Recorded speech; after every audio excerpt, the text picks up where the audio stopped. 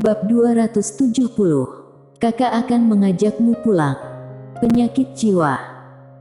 Di kedalaman langit berbintang yang jauh, teriakan marah tiba-tiba terdengar, dan kemudian tekanan yang kuat melewati lapisan ruang hampa dan berguling ke arah wanita bergaun polos.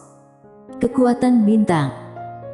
Di pintu istana, masih ada sedikit sarkasme di sudut mulut polos wanita bergaun polos. Ketika tekanan datang di atas kepalanya, dia menunjuk dengan tangan kanannya. Jelek. Gumpalan cahaya pedang membubung ke angkasa. Bang. Di udara, tekanan itu langsung menghilang tanpa jejak. Setelah hening sejenak, sebuah suara yang tidak percaya terdengar dari Star Territory yang jauh. "Kamu, siapa kamu?" Wanita bergaun polos mencibir. "Bagaimana kamu pantas tahu namaku?" Ketika suara itu terdengar, dia mengangkat tangannya dan melambai. Pedang ilusi melonjak ke langit, langsung ke Star Territory yang luas. Pedang menembus Star Territory, cahaya pedang lebih menyilaukan daripada cahaya bintang. Tidak lama kemudian, di Star Territory yang jauh, jeritan tiba-tiba terdengar, dan kemudian Star Territory hening. Di pintu istana, wanita bergaun polos meletakkan tangannya di belakang punggung, wajahnya muram. Melihat Star Territory yang luas, matanya berangsur-angsur menjadi sedikit linglung, tetapi segera menjadi dingin lagi. Pada saat ini, dia hampir kehilangan kesabarannya.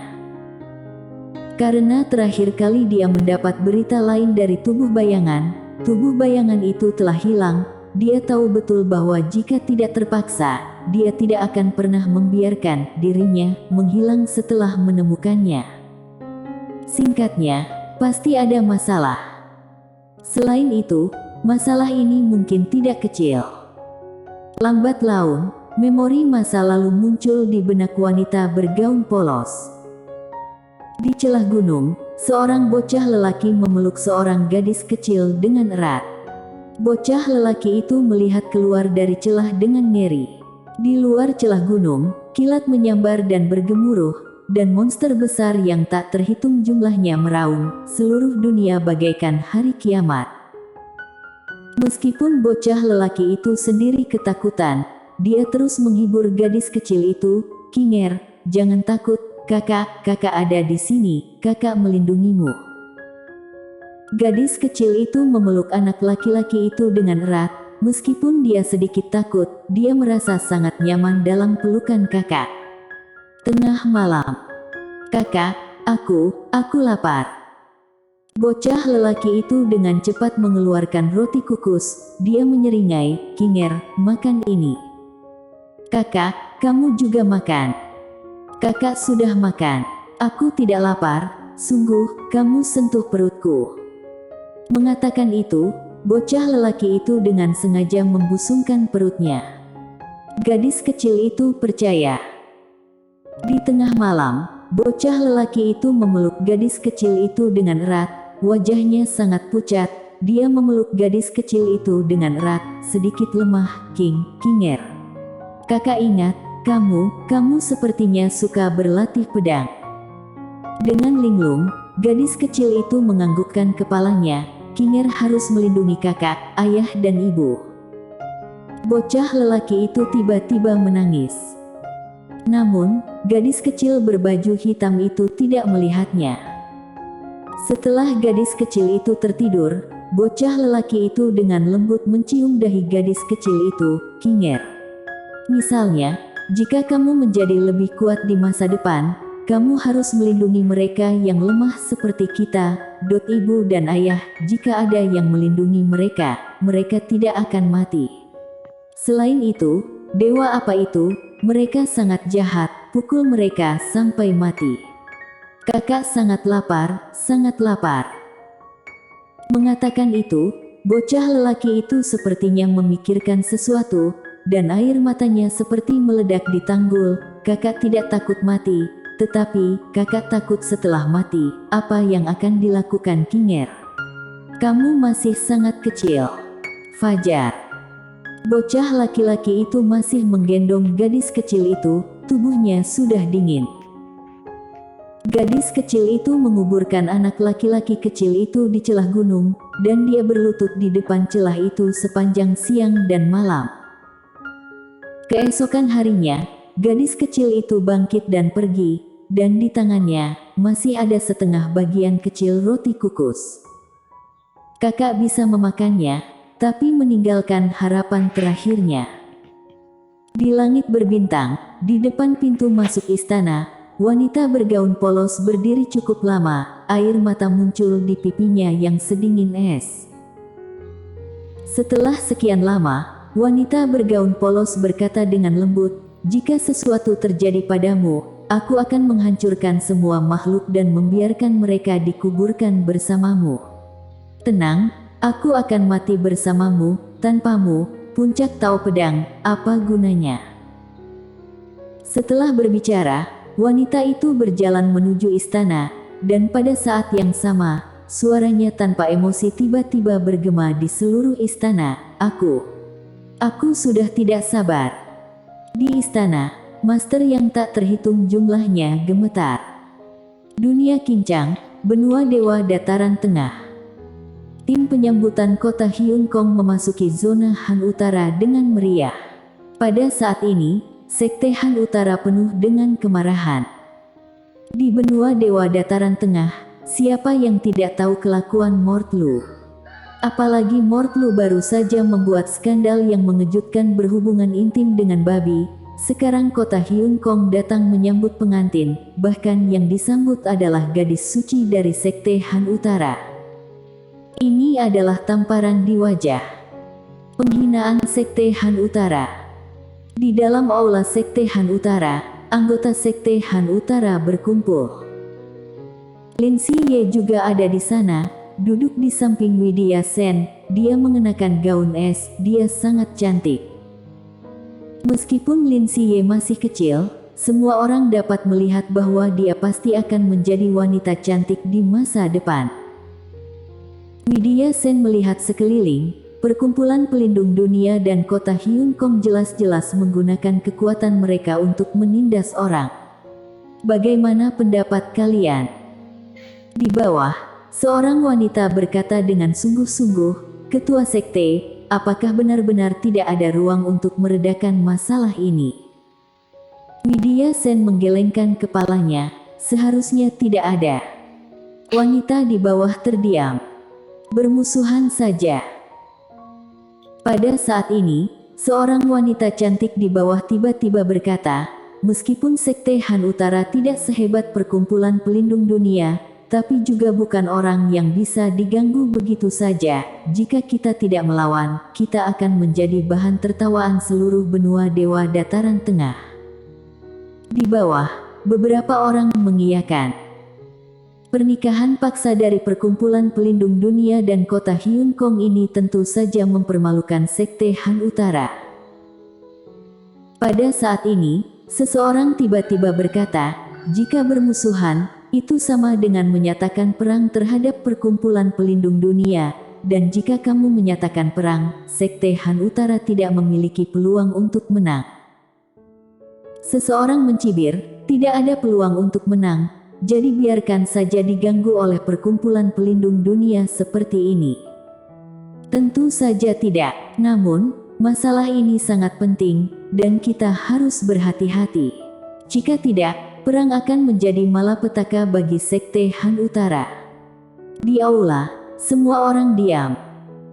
Karena sekte Han Utara memang tidak bisa mengalahkan perkumpulan pelindung dunia.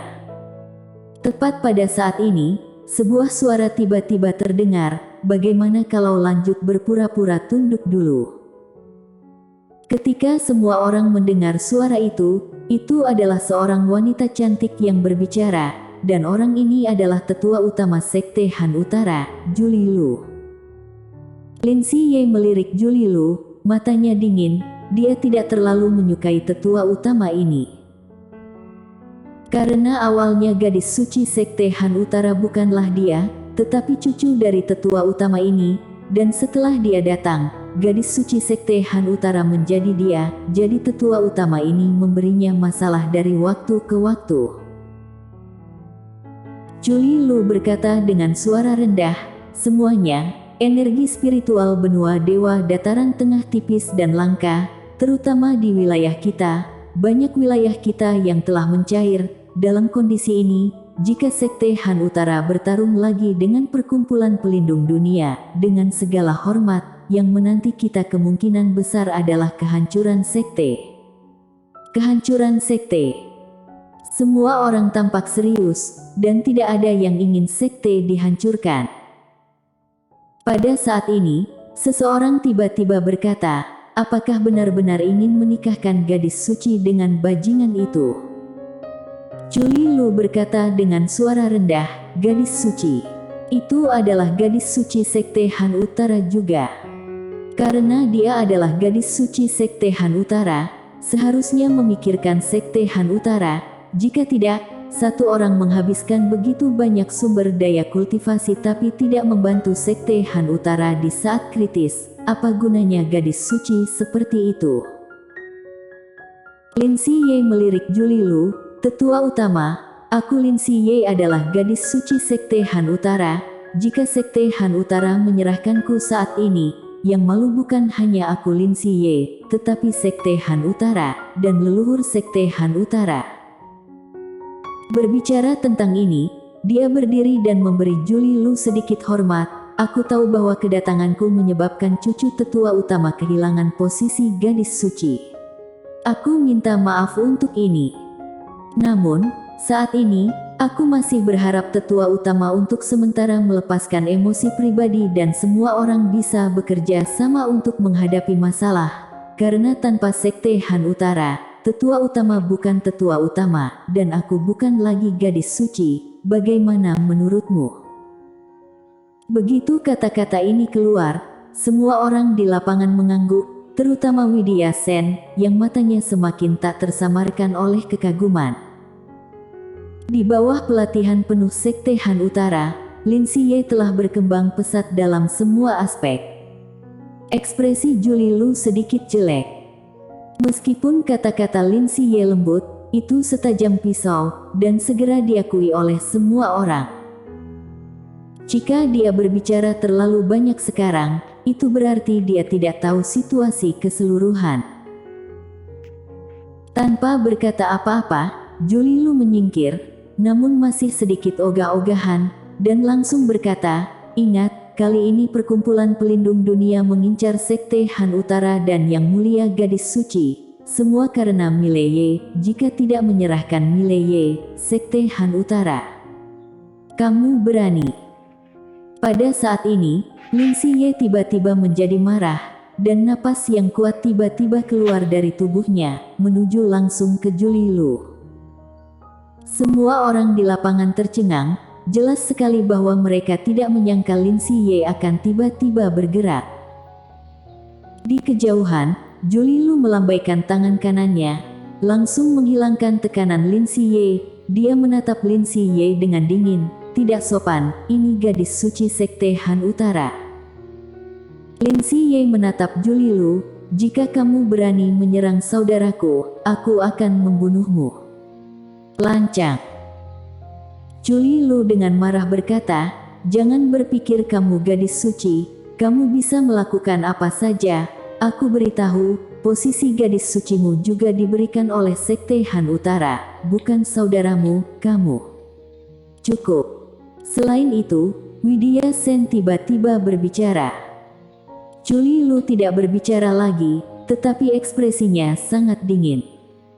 Di samping, Widya Sen menatap Lin Siye, minta maaf pada tetua utama. Lin Siye langsung menggelengkan kepalanya, tidak. Widya Sen sedikit mengernyit, Lin Si, kamu tidak kecil lagi. Kamu seharusnya tidak boleh keras kepala, minta maaf kepada tetua utama. Lin Siye berkata dengan dingin, tidak, siapa suruh dia menjelekkan kakakku. Widya Sen tampak sedikit tidak senang, mungkinkah di dalam hatimu, saudaramu lebih penting dari Sekte Han Utara? Lin Siye menjawab tanpa berpikir, kakakku lebih penting dari hidupku. Mendengar ini, ada kegemparan di lapangan. Tapi Widya Sen sangat marah, sombong. Kamu pengkhianat. Suara itu terdengar, dan tekanan yang kuat langsung menyelimuti Lin Siye. Lin Siye tidak tahan, dan menekuk kakinya, dia langsung berlutut. Lin Siye menangis sedih, kakak. Ketika dia paling tidak berdaya dan paling sulit, hal pertama yang selalu dia pikirkan adalah kakak. Saat itu, seorang pria tiba-tiba muncul di pintu aula Sekte Han Utara. Di lapangan, semua orang menoleh. Orang yang datang adalah Mileye. Mileye berjalan perlahan ke arah Lin Siye, suaranya bergetar, "Jangan menangis, kakak akan mengajakmu pulang." Bersambung.